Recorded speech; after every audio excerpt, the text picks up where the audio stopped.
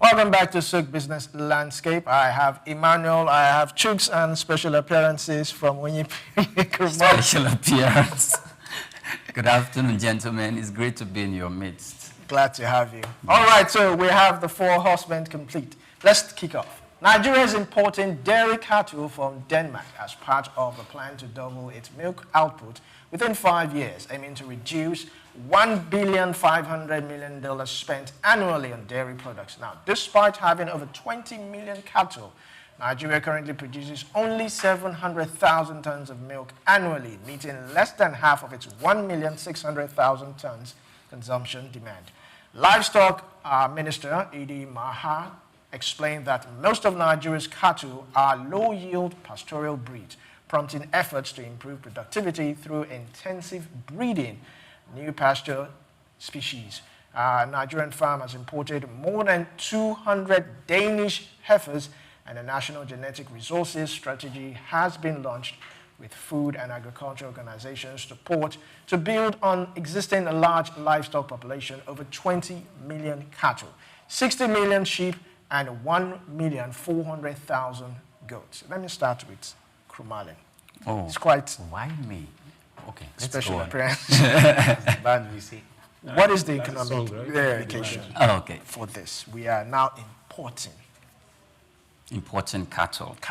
Mm. I used to think, I mean, these days, sometimes you see them roaming the streets, people have been, but now to find out that we are now importing cattle. I think you can look at the country from which we are importing cattle. We are importing from Denmark. And it says something very, very specific. Let's look at the agricultural sector in Denmark. And let's look at the way and manner they breed the cattle. And the way and manner how the breeding of cattle affected the dairy product industry. And look at the way we are doing ours. You know, we've been talking about ranching over here for a while. Yes. And before I really go into some of the issues that we talk about ranching over, look at the way they do ranching over there. They have well-allocated spaces built for that purpose.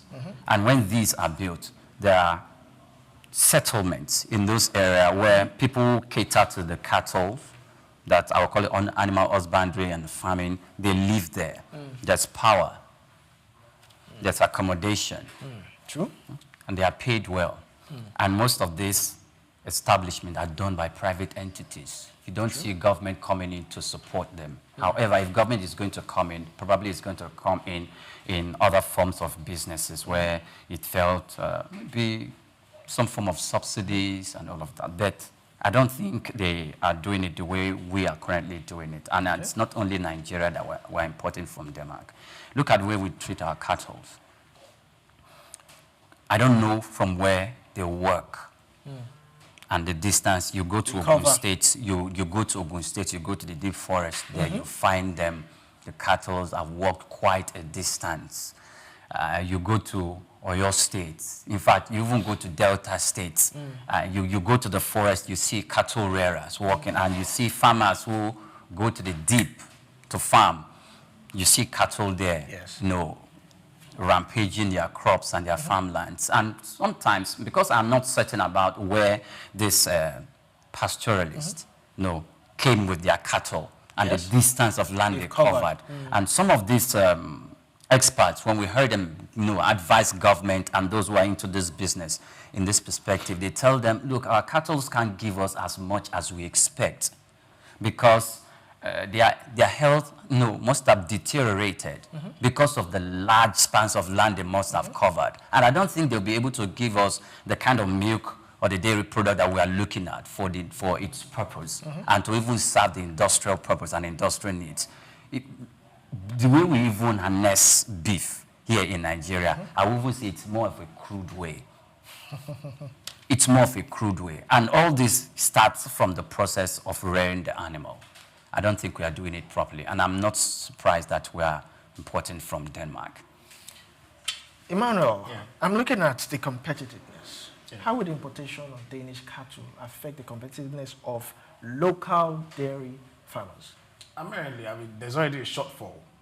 And you have to make it. I mean, the shortfall is even too much. When you're doing 700 tons, 700,000 tons, and then your consumption alone is 1.6, that's already 900,000 tons. You're not even meeting local demand.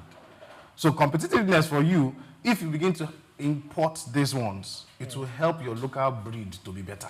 I understand when Krumale was talking about how these combinations might look like, oh, we're not doing enough because of the way we breed them from the beginning. But now this helps you to speed up the process.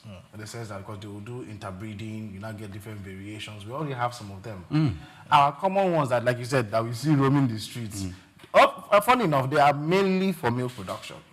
Those white ones you see, that's white Fulani one. Yes. But I remember then in secondary school, they teach us the different breeds like Sokoto to Gudali, or those ones were designed mainly for the meat. Because those ones grow fatter, they can give you butter. Brown but the once we're talking about milk, we now begin to look at the ones that we have. And because of the kind of pressure that we put them through, they have to walk long distances. We can't even do ranching like we do because to get the feed is expensive. So they have to move around. So having these foreign variations coming, like this one now we're expecting from Denmark, right? It will help local production, right? The farmers will now have to stress themselves less.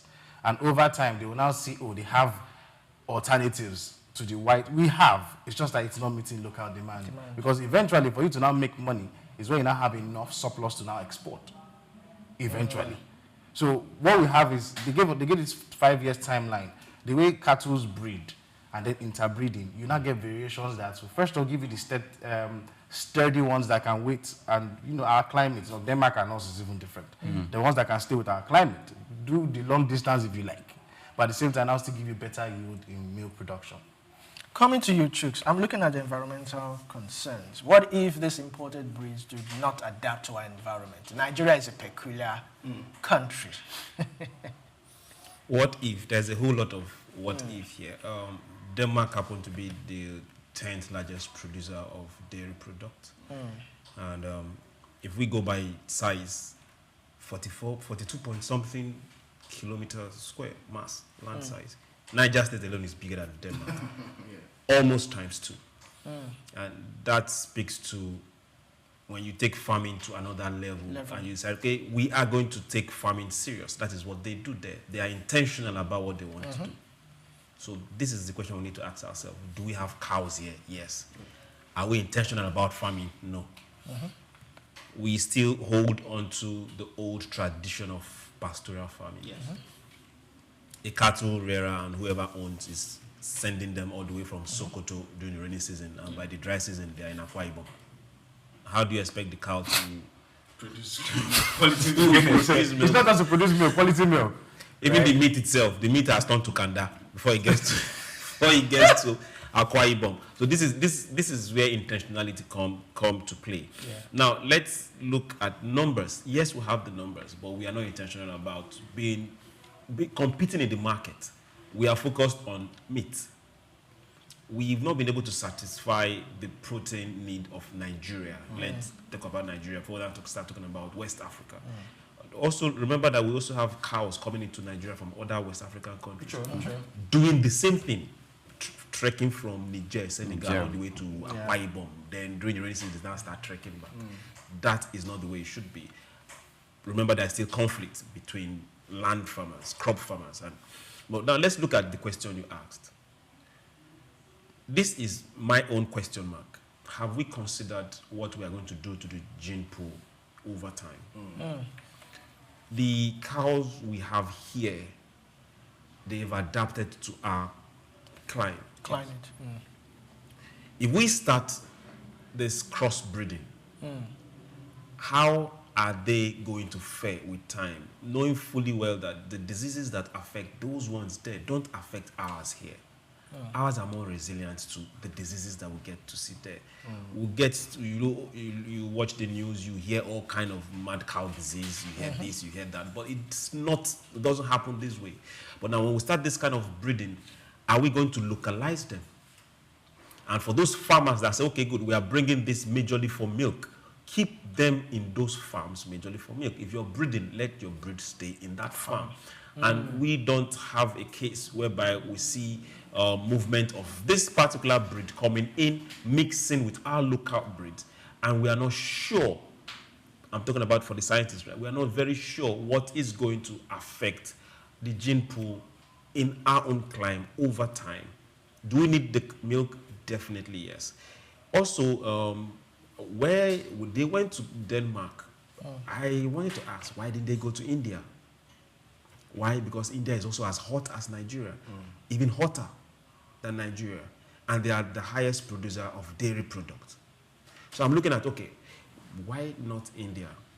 If we're looking at climate, we have similar climate, unlike Denmark. Denmark is cold, very cold, and the cow too will be thinking in that coldness.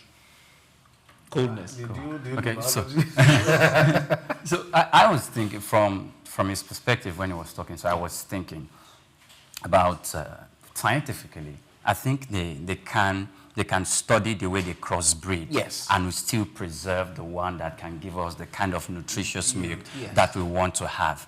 So I will leave that for the scientists to figure out. However, I have seen, and I will mention the market. It is that Kara market when you are going to Lagos Express, Lagos Ibadan. Yes, I have seen where those locals breed them, walking around with those cows. Yeah. I've seen them with injection. What's that? What do you call that? Syringe. Syringe. I don't know what they were injecting. That guy that they was injecting to, because I was in the vehicle and I was looking at him, and so I was asking myself, what knowledge does he have about the chemical substance in that syringe? What's the outcome of injecting that cow? Probably because I was not working, because I would have gone to ask some questions. He was doing that, probably to put away pests, probably to, what's the name of this thing that they call, during COVID-19, they say people must be vaccinated. Maybe it was giving vaccine to the animal. I don't know, but it was injecting. So my question is, do you possess the required knowledge? Are you a vet? We have a whole lot of very good veterinary centers, doctors. Yes, but are you? Because you are moving around with these cows. Why? He must have been taught. You must have been taught. Yeah, maybe, but I'm just inquisitive. Maybe my job got a hold of me and I was just asking myself questions. And I come to the point that, okay, just because of that, I think I stopped taking meat for 2 months. Because of what you saw? I did. Okay. I did. Okay. Because I was asking myself, and I'm like, okay, why? So it would be good once we are importing this, most especially if the government is going to get involved. Of course, we know government will get involved with this, to train the locals on how to care for these animals and to care for their breed. So we don't endanger them and we don't endanger the health of those who will feast on the products that are coming from these cows. Good question. You know that this is going to be driven majorly by private farming. This is where we need to really hammer on. You were talking about we not having designated areas where we have these animals kept, ranches, call it whatever government decides to call a name. No, this is private business. And let us tell the government that rearing of cattle, whatever form, is private business, not a national treasure, not a national business. But we have a Ministry of Livestock. No. So that way, we will hold responsible anybody that is rearing and getting into another person's business, because that is what it is.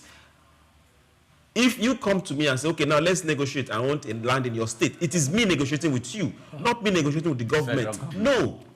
It makes it easy. Now, what the government can do is now, okay, can you give us a piece of land? Let's negotiate based on private business, on behalf of a people, on behalf of an entity.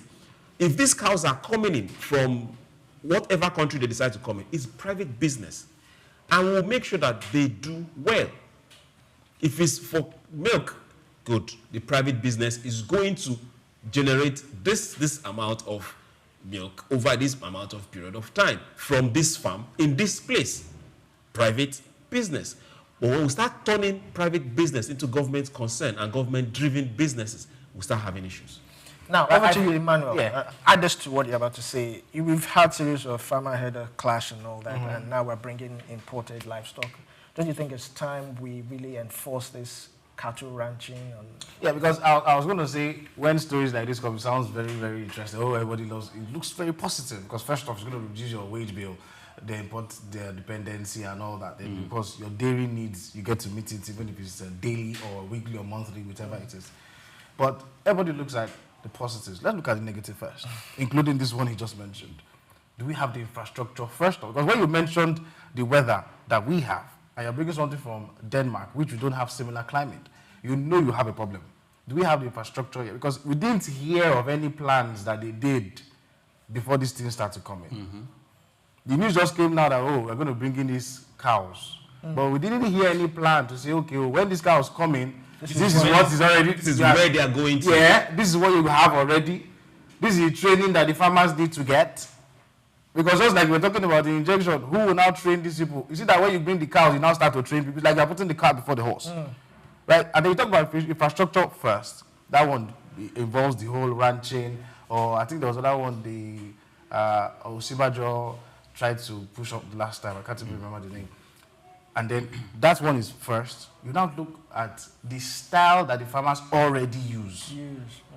That their cows are familiar with. You understand?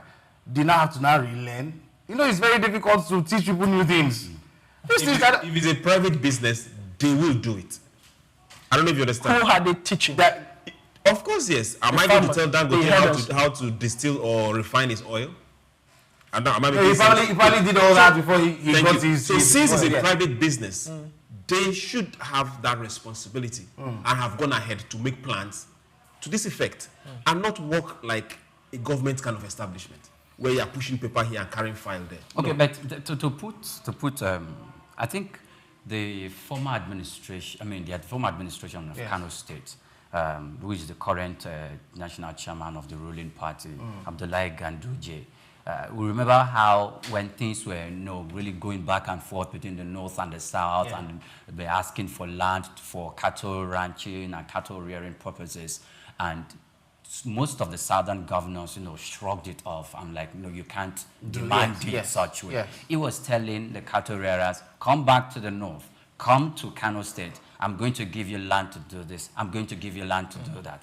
And that agenda has been pushed to an extent. And probably maybe Bala Mohammed of Bauchi State as well. I saw him, playing around with such policies that we are going to make lands available for those who are going into cattle ranching, because I think then it was the stories about cattle, straying into people's farms, eating up the crops, were really generating some form of heat between the northern governors and the southern governors. So I think some of the northern governors, have already started work on this. However, these are some of the responsibilities of government at the head of society. Local government are charged with the responsibility. In fact, your dog, if your dog must not stray. If it strays and mistakenly bites someone, the local government can take that, arrest the dog. Yes, I intentionally use that word. Arrest that dog, take it into custody, we have to then take you to where we are arresting the dog. Now, I'm using the word dog because it's a beast, it's an animal, and the same thing applies to farms, for cattle too. So this is the incident that happened. Because I did diploma in local government studies, I was aware of all these practices before going to the BSc, and I just got out from university. My head was burning with fire. You were looking for dogs to arrest? No, that's not the case. I came out, then I was walking Ajegule, Bandri, going to Alaba. I was walking and I saw cattle on the road. They were walking. I'm like, what is this? I walked into the police station and I told the police officers, it is your responsibility to arrest these cows on the road. They were looking at me like, did he drank something? Is it in his right senses? And I was talking so confidently, you know, I wasn't even speaking the normal pidgin. I was speaking. So they were looking, where is it from? Is he okay? So one of them now took out the time, let me answer him. Because all other colleagues felt like, they have come again. Who is this person? So they now felt like, okay. This is what he said. He said, okay, if it's in Lekki, in VI, we can do that. He said, but here in Ajegunle, we cannot do that. And I said, why? He said, because these cows are owned by some of the chiefs that lives in this street. Very sure.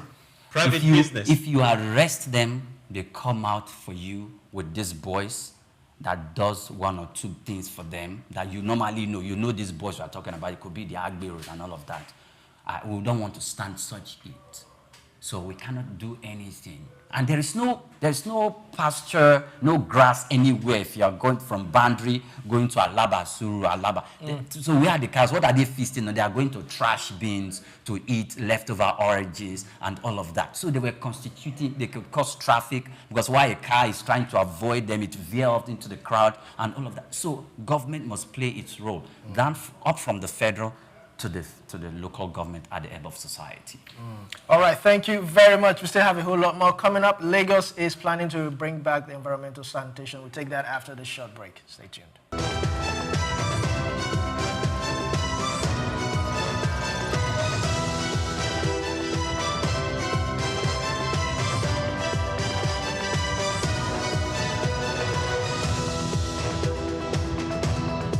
Welcome back to Souq Business Landscape. Let's take the next story. The Lagos State government has expressed its resolve and determination to reintroduce the monthly environmental exercise recently abolished by court order. Now, the Commissioner for the Environment and Water Resources, Tokunbo Wahab, disclosed this after an inspection tour of Idiaraba, Orile-Igomu, and Alabarago. Wahab added that a formal date for the commencement of the exercise would be soon made known to the public. The Commissioner reiterated the importance of good sanitation practices among all residents to ensure clean, flood-free, safe, and sustainable environment across the state. Wahab spoke strongly on the issue of an abandoned dump site in Idiaraba, which was being operated illegally by cat pushers enabled by a syndicate group. He also complained about the Alabarago market, where traders have turned the median into a dumping ground for blocking all the median systems and alignment. Priya, let me start off with you. Now, in 2015, the Lagos State Court of Appeal ruled against the monthly exercise, deeming it illegal and ordering the state government, not to restrict movement on that day. And the court stated that the government cannot restrict anyone's movement. That was why, at any time, that was why it was abolished. But the Lagos State now is saying they are planning to bring it back. Okay, so for me, if the Lagos State government were to work in line with the court order and that ruling, is that okay? No problem. Because those sanitation officers, what do they normally do? When they come during the last Saturday of the month, yes, they come to your vicinity. If it is not clean, in fact, they will bill you. In fact, not even the last Saturday of the month, because then you are supposed to be doing your environmental exercise. During the week, they'll come for inspection. If it is dirty, in fact, this one, they don't even look at the surrounding of your house. They go into the compound. Okay, yeah, that's where I'm coming from. they go into the compound. They check in fact, they go to the sanitary area. The gutters. They check everything. If it is blocked, it is obvious to them that you didn't do the exercise during the lab. They are going to fine you. They are going to penalize that very house. And it is the local government that carry out all this exercise, and you will pay. Probably after that, and they stopped this, the Lagos State government can go back to it. But you don't want us to restrain movement. Yes. You don't want us. They were actually picking up people. No problem. Yes, we know that, and they used to pick up people. And when I'm leaving the house, I leave by as early as 5 a.m. to avoid that pickup. So the thing is, no problem. Move around. Okay. This is environmental sanitation. No problem. Move around. But there must be. If there is no exercise, enforce it. Build houses to pay. Set a day, just the way they set on Thursday for the big markets, Mile Yes. 12 International Market and other big markets. Or every Thursday, or yes, I think it's every Thursday, yes. Thursday because of the peculiarity of the markets. They have to carry out the environmental exercise. And when they don't do that, they even have association within the market that could find, that could give. In fact, you dare not. You adhere. As long as you own a shop in that place, you're involved in the exercise. And not just that, when you're done doing that, you don't leave the trash by the roadside, because you can still be fined by the association and you will pay. And the association is not giving government because you know that the association have the right to shut up your store. So they comply. For those in the residents, because it was stopped, and it doesn't mean that we should stop doing environmental exercise. But now at least the government has barred the Lagos State government, or the courts have barred the Lagos State government, that there will be no wandering. I mean, leave people, they have the right to move around by way of their fundamental human rights. However, your vicinity must be kept clean.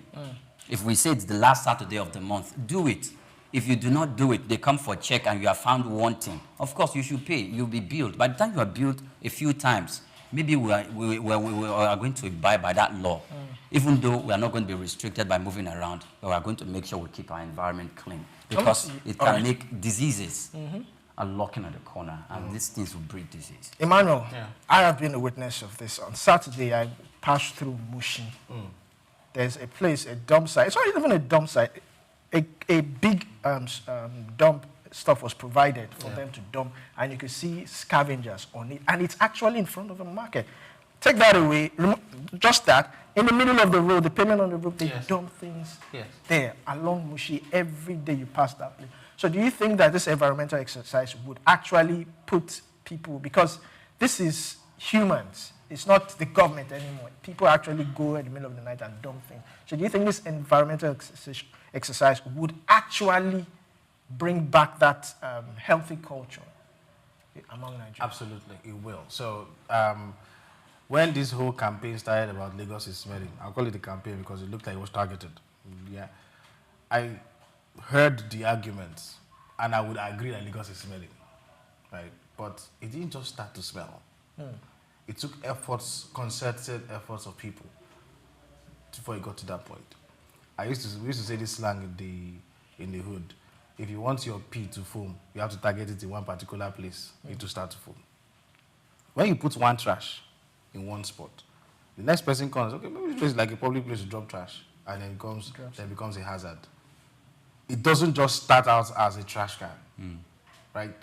I remember it was 2016 that the Ambode administration enforced this cancellation of environmental. I remember then he brought in Visionscape. And it looks like a better way to handle trash. In fact, in bus stops and corners, the kind of trash we used to have there then had colors for plastics, papers, and nylons. But you see, it's like we were doing foreign ideas, but the people did not change. The culture to get us better needed to now come from the people. From within. They created trash cans, very fantastic ones, beautiful, look like basketball rims, when they just attach it to the walls in strategic places, and they come and put nylon. Over time, we took those things and put it in our houses. People, it was weird. So it's like when the government comes with a policy, right? If the people are not even willing, they will just resist whatever it is you want to do. Agreeable. If you bring back the sanitation using what Krumale said, don't do anything that would affect people's rights to move and all those kind. No problem. Because if you can go and send, for example, NEPA bill, we call it then, and you can go house to house, it's a simple thing. When you go, take evidence, take a picture of the environment, send them there. Is that what they are doing now with vehicles? When it's not that strategic places, camera. Get the picture. When the person comes, you want to argue with this is the evidence. That way, even without even being told, oh, today is environmental, you clean your house. True. Because eventually, just like you said, it's no longer just making the environment cleaner. It's making even your health better. So we need it back. Because everybody is saying, oh, the government needs to do something. And I asked that very question. If they bring back environmental, would you agree? Right? Because it's not enough to say, oh, the state is dirty. Now we are making efforts to make it better. One of the ideas is to bring back sanitation. Maybe with a bit of variations to what we used to have before. Like, we would allow you to move around. But if your vicinity is there that will not penalize you, would you agree? And this penalty now is no longer coming with fine. Maybe when we come around, we'll seal your compound. If you put those kind of laws, yeah, environmental is back, but we're doing it differently now. We're not arresting anybody. We just seal your compound. Obviously, everybody will sit up. Chooks, over to you. What's your thoughts? My thought on sitting up or... Okay. Now, this was a bit mooted. It was very quiet. There was a spike in the case of meningitis in the last 6 months among infants here in Lagos. We had the same thing. That was an epidemic, cholera. Yes, cholera. Sometime last year. Yes. Lagos Island bore a high yes. brunt of it, and we lost a lot of people. We had Lassa fever. All this is stemming from dirty environment. Not to talk about typhoid. That is like a normal staple. They now mention malaria. They just say typhoid and malaria. Yeah. This is coming from a culture of dirtiness. Now, you can't be clean in your own environment, but by the time you leave and you get hungry and you have to eat on Lagos Island, your children might be very clean, your house is very clean, but they go to school. And next is another child that's coming from another environment that is carrying one form of communicable disease or the other, and the child will bring it home. So these are things that we all need to look and consider. If we say that the environmental sanitation that used to be there, thanks to the military regime, is not helping issues, then what measures are we going to put down to make sure that we keep Lagos clean? Because Lagos needs to be clean. There are over 8 million people in this small space. If we are not clean, we are only praying for a disaster. My issue now is some of these policies, how are they going to follow through? Just last year, we were told that single plastics was going to be phased out. Yeah. Yes. As we speak, we have more single plastics. So how are we really going to dialogue with the people? Because it's not just the environmental sanitation now. We need an orientation change. The people need to change. The people. And most times, this change is not going to be palatable. It's not sweet. But the people must change. You know, Krumale. Sorry to pass it. You remember some of these things that we see and then we just take it as normal, right? When we say the environment is not clean, it's not just trash.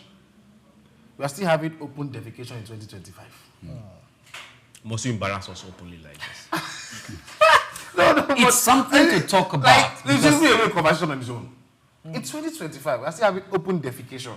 We are, as we speak right now, we are in the world, the indices. Nigeria is somewhere up there when it comes to open defecation. And it's normal. You will just see somebody come and they just do his natural business. Especially traveling on our roads. In commercial cities. We are talking about not far from us here. That bridge not far from us here. That is very close to the market here. So why? What happened to the Kai?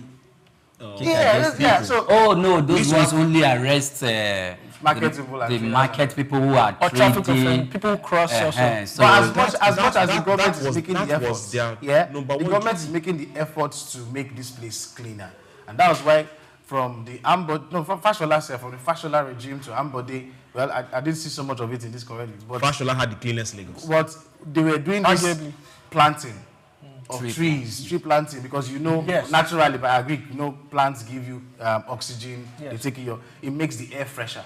But like I said, I didn't know of the Sowolu. I'm sure they did so much with the planting, but I knew it was a thing in those last two administrations. But while the government is making their own efforts, easily, once you say, oh, this place is dirty, the next place everybody complains, what is the government doing? But the government is doing something, right? You are seeing it.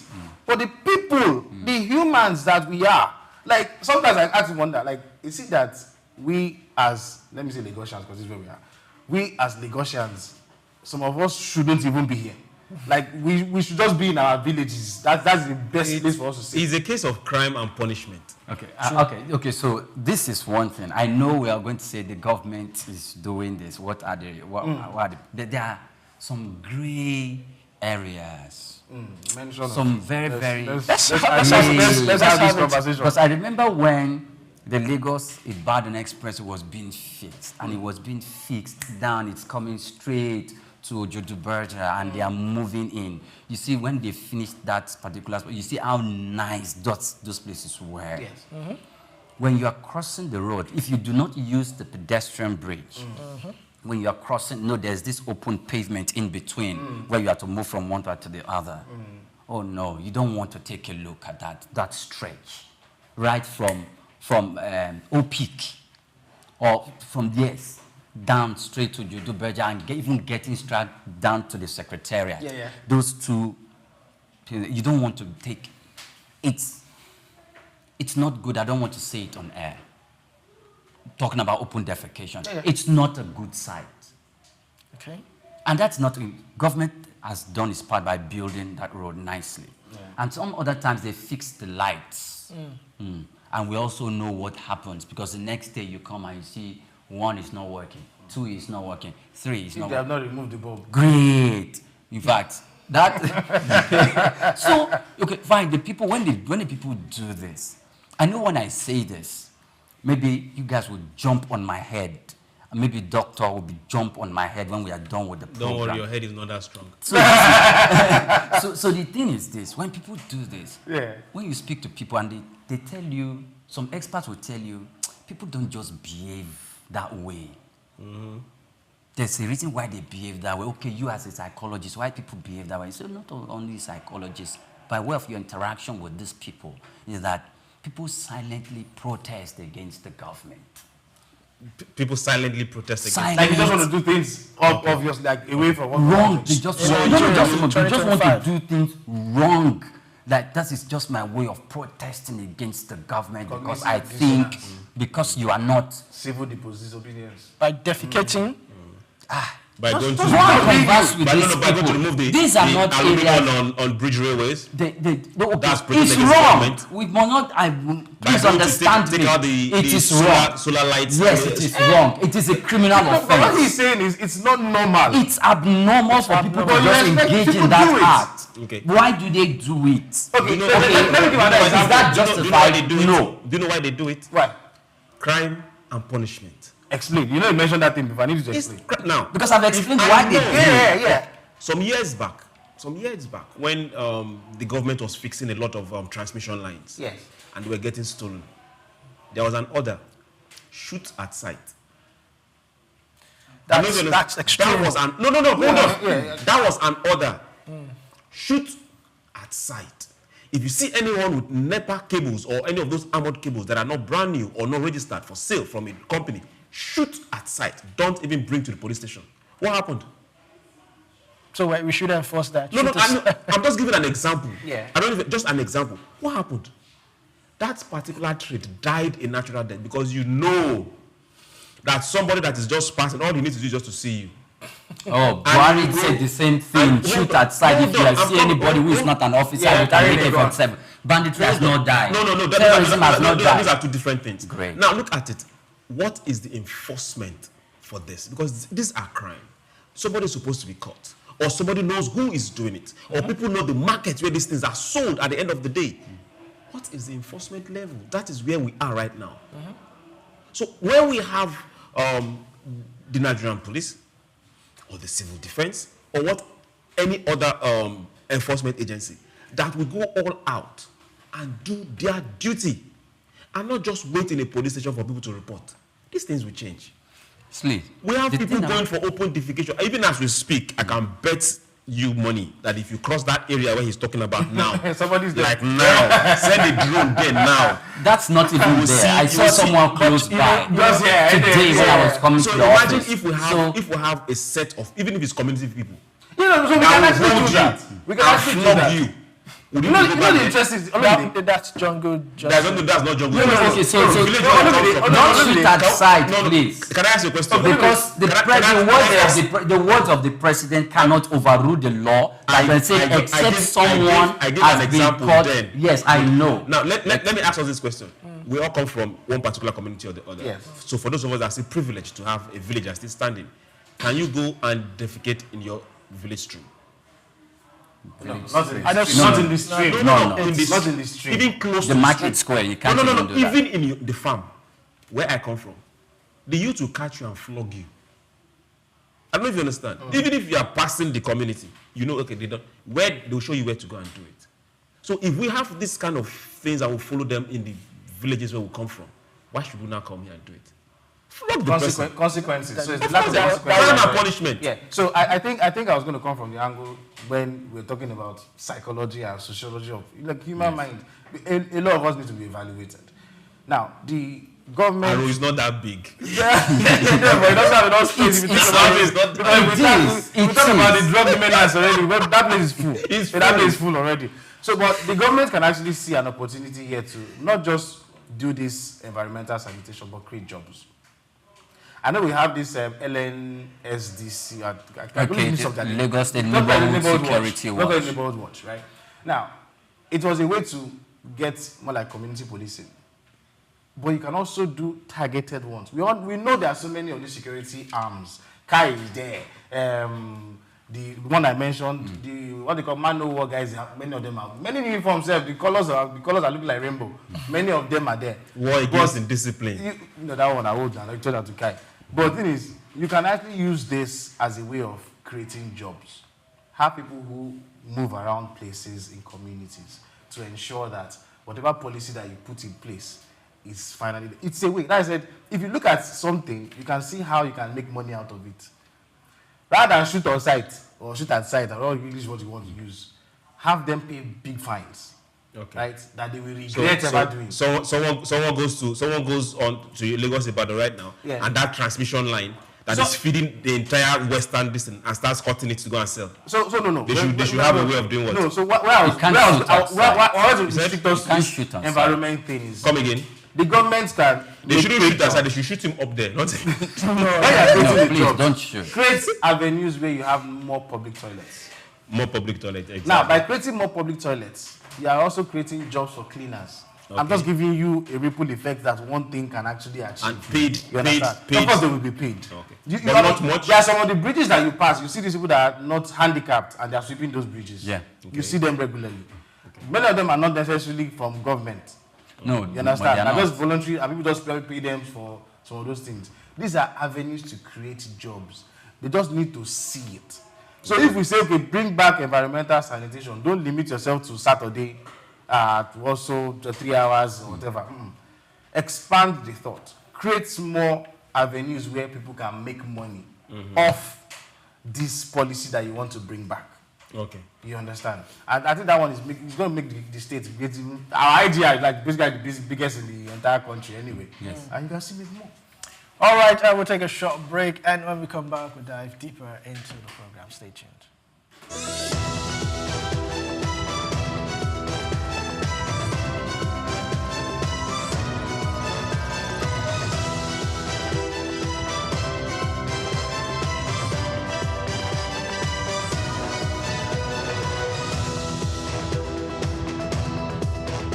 Welcome back to Souq Business Landscape. Moving on to the foreign scene. The Trump administration is demanding that countries involved in active trade negotiations submit their best offers by Wednesday as it seeks to speed up multi-trade talks ahead of its self-imposed deadline just 5 weeks away. Now, according to a draft letter from the Office of the United States Trade Representative, the administration is requesting detailed proposal covering tariffs and quota offers for American industrial and agricultural goods, solutions for non-tariff barriers, and commitments on digital trade and economic security. Now, the letter signed by signals a sharp push to wrap up negotiations that began on April 9, when President Donald Trump temporarily suspended his Liberation Day tariffs following market turmoil triggered by sweeping levy announcement. Now, this letter also warns that ongoing court cases challenging the legal basis of Trump's tariff under the International Emergency Economic Powers Act will not affect the administration's trade agenda. It states that the president plans to continue the tariff program using alternative legal authority if necessary. So far, the United States has only reached one partial agreement with Britain, which serves more as a framework for further discussions than a final deal. Talks are still ongoing with countries including the European Union, Japan, Vietnam, and India. U.S. officials insist the pace of negotiations is increasing with the goal of securing agreements that both reduce trade barriers for American businesses and provide revenue to support Trump's broader economic strategy. Let me start with Priya. How do you think the key trade partners, I wish Nigeria was among, but another story for another day. How would the key trade partners, how do you think they will react to this ultimatum? That's what is suspending it. Well, I think if you look at Trump's body language, from the onset when he came into office and he was dishing out those executive orders and the tariffs to countries and all of that, he allowed it to go on for a while. It's like he's testing the waters. I like his body language. Whilst he's testing he wasn't actually testing the waters, he was actually doing the deal. And you will read the body language of different countries. So far, it's only China. That has withstood the United States. And so no, please, you need to treat us with some form of respect when you do some things like this. You can see the European Union. He's still with them. Say you guys are you tax United States-based companies a lot. And he kept on. Then later on, he said he's going to give 3 months respite break for countries that were not retaliating. Give them 3 months break. And Nigeria and some other African countries fall into that, including Singapore. Then later, again, he's coming with this. I think he has a destination point. What did he say? He said it's not going to affect the United States trade agenda. So what I personally want to look at is the United States trade agenda and what it hopes to achieve. And we all know that is to make America first. And I think he's going to hit that goal. If he fails in any mark, he's going to hit it. Because it's a critical part of his agenda of coming into office. Look at the stocks, the way it went down when he came into office, including some of the industries that he was talking about. Okay, let me just say, even the pharmaceuticals, they suffered a heavy blow. Their stocks, there was some form of plummeting. And in tech was shooting up to an extent. So I think that agenda is going to be met by him. Emmanuel, what do you think? What's the whole end game for Look, I can understand. The first question I ask is, what's the rush? You're putting yourself 5 minutes deadline. When you came, you wanted to make it look like I know what I'm doing. Right? So why is the rush? Because now you're forcing your trade partners to make quick decisions. And now all of them are scampering in their places like, should we go ahead with this thing? Because look, while Trump was busy doing his, I know what I'm doing, I want to make America first, other trading partners are now making deals with other people. China is now becoming one of the toughest business people you want to, almost everybody in Africa wants to do business with China. Although some of our breakout from ECOWAS wanted to go to Russia anyway, but that's a conversion. I don't know why, but maybe Russia has. They're still together. Yeah, and France, we're not breaking away from France. But when I'm sure that was why they put this deadline, because they know if they don't get this thing done, the law of trade deficits, it's going to skyrocket. It means they're going to have more taxes, which he didn't want to increase before for the US people. He wanted to say he could bring down taxes for the common man. But as it is, when there's a trade deficit, obviously it affects your pockets. That means you have to bring more money for the government to run. And then when you now see that your partners are not necessarily willing to be partners anymore, what else are you left with? Because almost everybody you are fighting with. Imagine when you come and then you say all the old countries are putting tariff on their goods, or do different prices for different people. You already know you are not going to have any friends. And everybody will be looking like, okay, what alternatives do we have? The Trump had already seen it, that they have heavy desire that, oh yeah, we want to make America first. But all our friends and allies are looking for other allies. Like your best friend, you are claiming, oh, this is my best friend. Well, your best friend now has another best friend. You will not be comfortable anymore. Because ordinarily, you are my best friend. Automatically, you mean your best friend is me. But now I'm not saying that your best friend is somebody else. My alliance with you would probably tinker. So I feel the rush now is they already seen the big picture. If they don't get these deals done as soon as possible, they didn't get itself 5 weeks. In another 2-3 months, China will take them as the biggest economy. Moving over to you, Chooks. This pressure tactics, how would it affect, the willingness of trade partners to negotiate in good faith? What the question should have been, is Trump negotiating in good faith? No, yeah. That's where we are right now. For those that are in the States right now, it's a two-way traffic.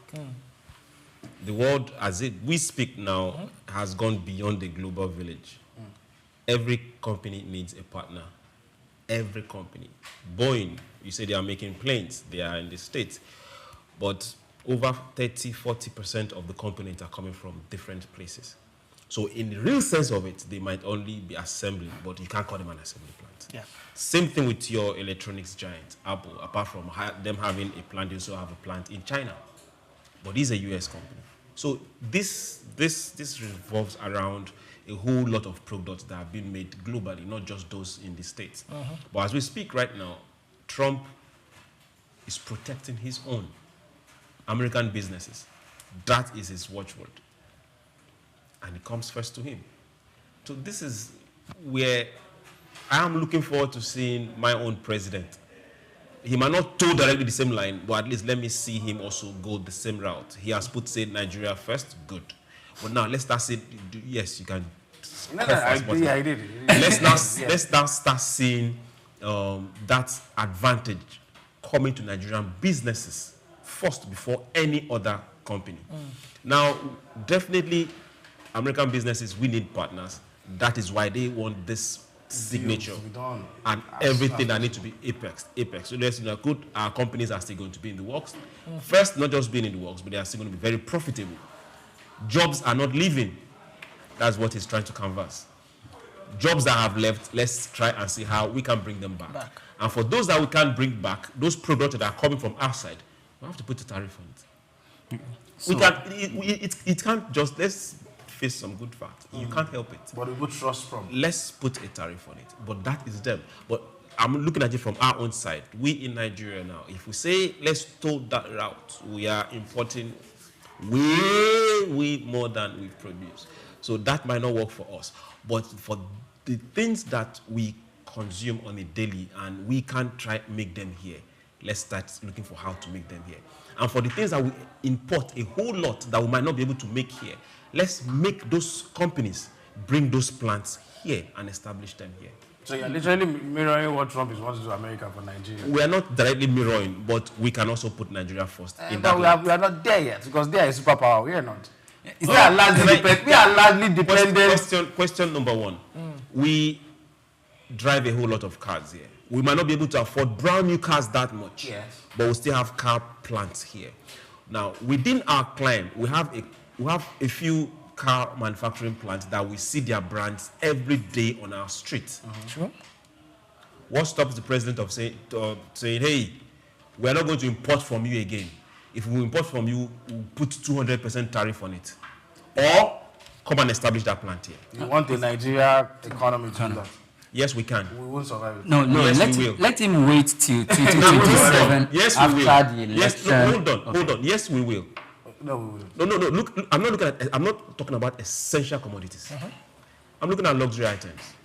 Those brand new cars are luxury items. The mass transit that we are buying are luxury items. It took just one policy for Anamco to come back. Don't forget. Yeah. Anamco was dead. It took one policy, and Anamco came back. It took one policy, the Dangote truck plant came back. I would agree if you restrict it to luxury items. I would agree. Because if you say general trade, we that we are largely dependent on our friends, no, we won't survive it. So one of the things that, even when the president and this administration was talking about the new tax reform bills, one of the items that, some of the items rather that were, highlighted to be, very taxed is the luxury items. Yes. Those who own yachts, those who own private jets, and those who own very luxurious cars. How many people own private jets? They are going to be taxed, no matter how few they are. I don't know if you understand. Let's look at those particular products that are consumed by millions or used by millions. So they are going to be taxed. But the thing is this. The United States, first of all, Trump left the country recently, right? He went to the Gulf region, right? I don't think they are going down. The relationship that you think it's going sour is mending it. he went to the Gulf region to go and, mend some things. Yes. And by the time he left, we all knew about billions of dollars of projects ranging from AI, from chips to exchange chips with South Korea. Semiconductors, rather. They're already in. He has told Mr. Narendra Modi, look, as it is now, your energy consumption has gone up to about 5 million barrels per day of crude, or of, is it crude or premium motor spirit? You would need to, we have a market for because when Trump was coming in, he said, we are going to do drill, baby, drill. Yeah. So he has opened that trade with India. So as he's having friction with other countries, is opening other spaces, new markets for the United States to thrive. Now, let me try to, respond to a few things that Souq said about our country. As we speak to you, when this whole issue about Trump imposing tariff started, we saw how the UK, Mr. Stemmer, went there to have a conversation. Even Madam van der Leyen, who is the EU Commission, went there. And some other countries, the president, even from Africa. I didn't know that South Africa was even going to build a card. That Cyril Ramaphosa went to see him.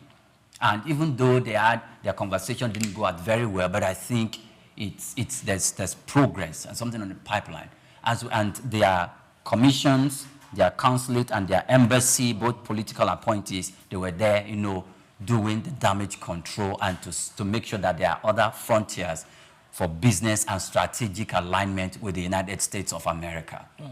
For Nigeria, we are not, because since 2024, October, September 2024, 2023, we recalled our ambassadors, about 109 missions abroad, back into the country. And since from that time till now, we've been talking, Mr. President, when we talk about conversation on the global climate, strategic leadership, alignment with other countries, and for Nigeria to be, perpetually be seen, playing at that level at the global arena, we are losing it. 109 missions you've recalled, you have not replaced. What is happening? Mr. Yusuf Tuga, who is the Minister of Foreign Affairs, came and told us that, look, running 109 embassies outside this country is financially very, very demanding. And some people are saying, excuse me, the status of Nigeria in the global arena, it is too clumsy, too it's not excusable for us to say because of financial difficulty we cannot run our embassies, so you called back the political appointees and you left the embassy staff who are like the civil servants in that place, but they do not have the capacity to influence and make strategic decisions that the government can stand by because they are not appointing, or they were not appointed by the government. So we begin to look at this because currently, as it is now, globally, global politicking, we're in the disadvantage. So that level you are even thinking or talking about, it's even too high for our government to think now. Because it's not the too primary high. thing that we are supposed to do now, we are not even doing it. I would agree with you. We're trying that to just Africa. Let's break it all down. the Africa free trade and stuff. Yes. But one take us to the globe with this kind of arrangement, we will suffer. Let's break it down.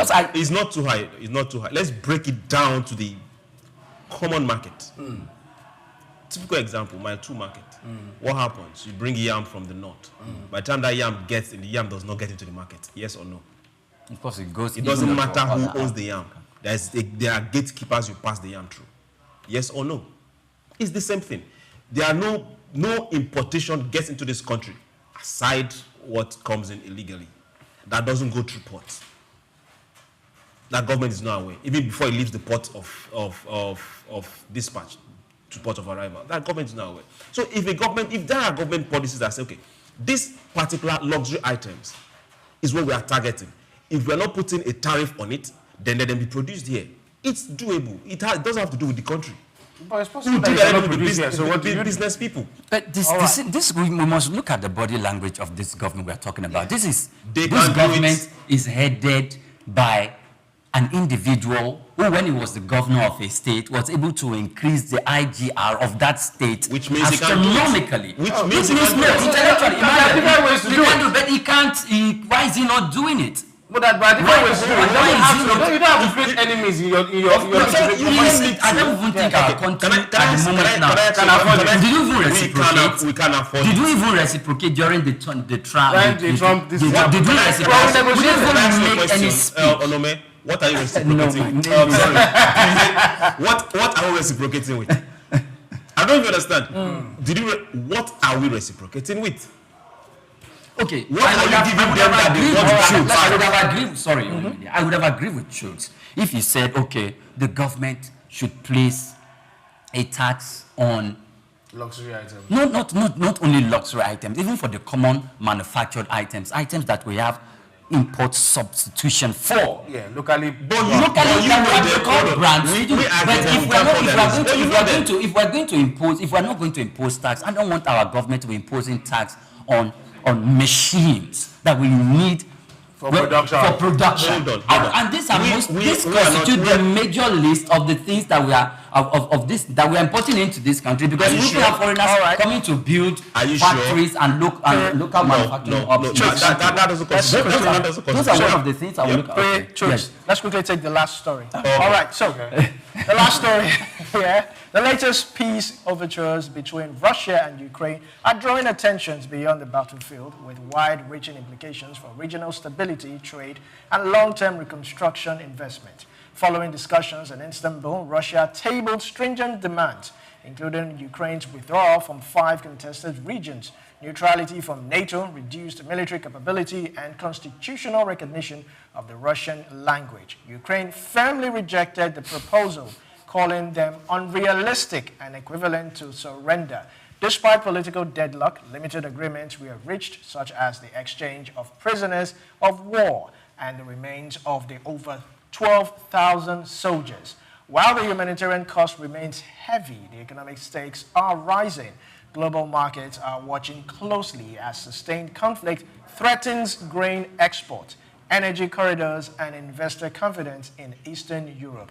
Ukraine's drone strikes on Russian bombers have intensified tensions, yet Kyiv is pushing for direct talks before the end of June. Talks that could reshape not just political boundaries, but future economic partnerships, reconstruction projects, and global supply chain. Krumale, this war, is it the longest war? What audacity. Look at, if someone wants peace, if someone wants peace and wants to create, at least you'll be reasonable in the demands now. Constitutional recognition of the Russian language in another country as a base, as a condition for peace. Come on now. But we all know that's not why. Uncle Putin. no. Yes, now. At least just be reasonable. But for the fact that if we say it, we are making progress, I doubt, because recently even the Russian bombings in Ukraine equally intensified a little bit, and I've only heard of a few retaliating drone bombs from Ukraine to Russia. Maybe the ones I've seen. Maybe the ones I've seen. Maybe the ones I've seen. Everybody has biases, so maybe it's not informed by my biases, but I thought the negotiation was supposed to be going on. No. Yes. And the way Russia is going with this bombing, at this time where we are talking about negotiation, if Ukraine does not respond, it will look weak. And it is never will a sovereign state, even if by way of military capacity, it cannot match its opponent. It's more like an unwritten law. You cannot be weak. You cannot be weak at all. So Ukraine has responded. However, Mr. Trump, who is now the policeman in this case, intermediary, should come in, because I think he is to a specific level. If you look at his body language in regards to this matter, he's somewhat impatient when he feels that he's speaking to the Russian side and he's speaking to the Ukrainian side, and he's meeting resistance from both parts. You can withdraw. And you know one thing, it is the disadvantage that both sides will share, or the disadvantage that will be meted out to Russia, that I just want to point out in this case. Putin might be looking at the body language of the President of the United States, because he has said he's going to quell this conflict. Yes. But if Putin is not giving in, Ukraine is not giving in, if he pulls back, what is going to happen? What is going to happen is that the United States will continue sponsoring Ukraine.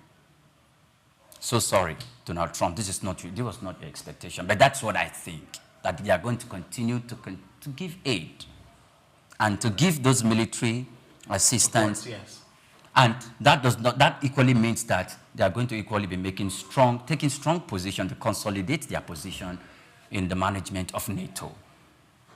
Russia will be dealing with Ukraine and with NATO, not under Joe Biden, but under a Trump who is equally, fearsome as an Uncle Putin.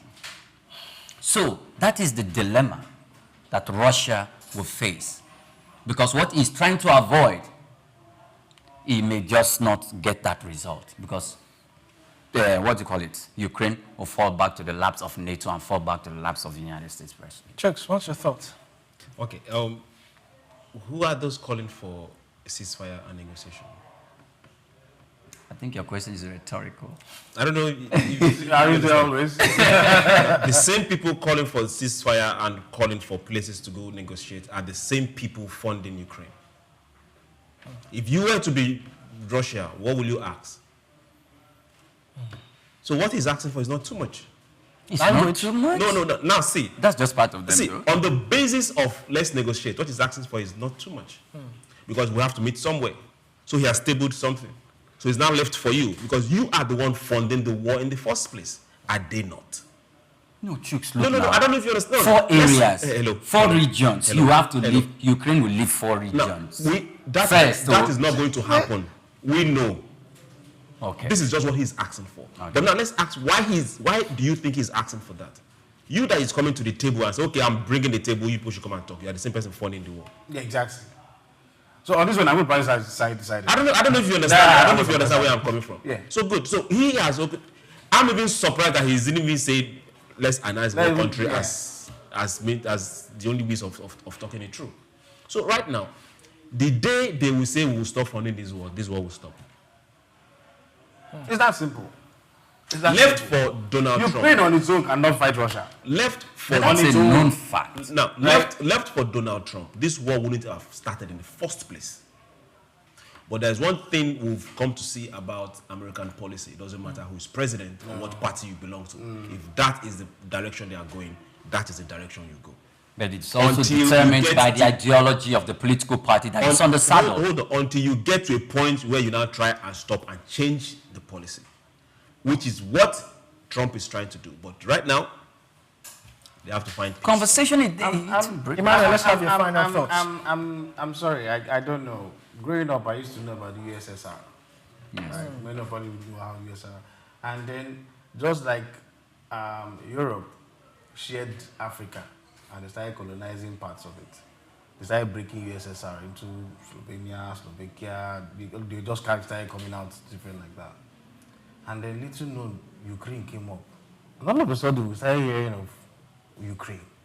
I had to now go ask myself, we never even knew this country existed before. But one of the carvings that came out of Russia. And then Russia is saying, look, if we wanted to be bossy as it were, you see these 4 places that I talking to, we will not even ask you, we will just take it. Right? But we are on the table now and are saying, okay, we've been here for a while. We've got assets here. We would have left it for you to manage. But you want to now go to NATO in a place where other people will now control these assets that we have shared agreements with. And these places the territories that speak Russian. Because Russia know that if they let these places go and have foreigners control it, I mean, as it is, it's already obvious that Ukraine can't even do anything on its own. Right? Well, Ukraine can do stuff on their own. But let's ask this question. At the period when there was a missile crisis in Cuba, why did it not work? No. No. Let's ask Mr. Priye, why did the Cuba crisis, why did it even turn to a crisis in the first place? Yeah. So if you don't want somebody putting that kind of thing in your backyard, why do you want to put it in someone else's backyard? Because Russia sovereign state. Okay. Because no, Ukraine right now is not even looking like it's sovereign. Because even if Russia pulls out, they are looking like NATO is now literally controlling you people, and every other player is now feasting on something that naturally was ours before. Because these 4 territories we are talking about, that is one of the standing point of what Russia is saying. No, these are our annexation. Okay, it's like telling UK and US, all those islands that people have around, you're naming them as part of your territories. Let them go. The body language of Putin has stated that, look, in spite of this, even if we are going to finish the negotiation now, yes, Ukraine is not going to be part of NATO. But that we've seen that stand. That was the stand right from day one. We've gone past that level now. No, we have. From day one, yes. But at the moment now, it seems as if Ukraine is not going to be, for peace to reign, Ukraine is not going to be part of that. And I think have said we won't be part of NATO. I think Ukraine has got to a position or a place whereby they are beginning to look at it that yes, we are not going to be part of NATO. However, from whatever that is going to come out from this negotiation table, there must be an equivalent agreement that should be signed in the fact that, look, security-wise, the people of Ukraine will be safe. They will not be run over by the Russian forces. He has said it before that there had been agreements before. No. He has said that there had been this agreement before with Russia, and Russia broke that agreement not once, not twice. So you cannot just expect this man to just say, okay, this territory take it so that it will work. No. It will not, because he is being informed. Because this is one of the reasons why we went into the same argument with Mr. J.D. Vance and in the overall of Ukraine. So we must put his demands on Ukraine cannot be negotiated. That is for sure. But now Russia can't guarantee that. It is other parties that will guarantee that. If the United States come down and sign today that we will guarantee your security, this is another point that this war is about to end. Gentlemen, we have really got to go. This has been an impactful and robust conversation. If you enjoyed us, why not like us? Drop a comment on our social media, all our social media platforms at Souq News Television. Until tomorrow, I am Olumide Sokoya. And I'm Oyinpreye Krumale. Many thanks for watching. Emmanuel Amolo here. Thank you so much for joining us. Thank you very much. My name is Chooks, John Rogers Chooks. We'll do this again next time.